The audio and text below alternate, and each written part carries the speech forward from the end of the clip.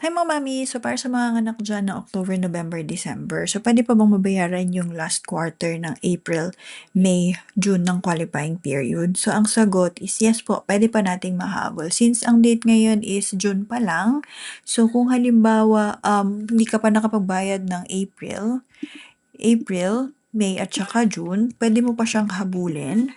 Okay? Provided you have to generate 1 PRN. So, ibig sabihin, sa isang PRN, 3 buwan yung babayaran mo. For example, April, May, and then June. Yan, babayaran mo siya.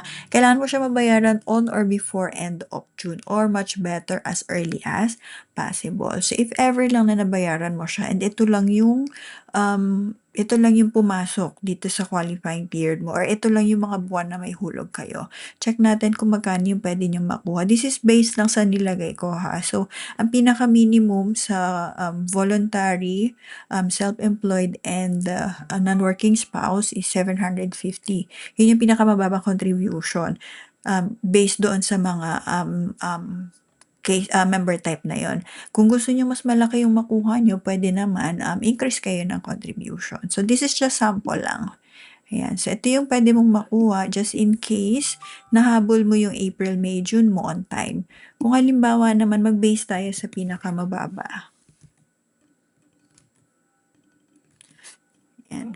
So, ito naman yung pwede mong makuha. So, di ba meron ka pa rin makukuha kahit na 3 months lang yung naihulog mo based dun sa minimum SSS contribution.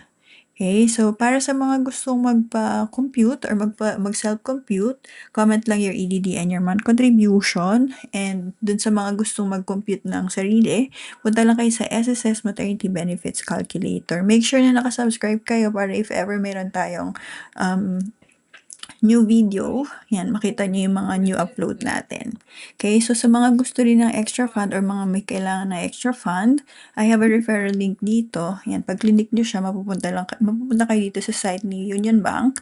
There's no commitment naman here, whether you're approved or not, pwede kayong mag-fill up. This is also very helpful in case you need extra fund sa panganganak mo or other things na pwede nyo paggamitan.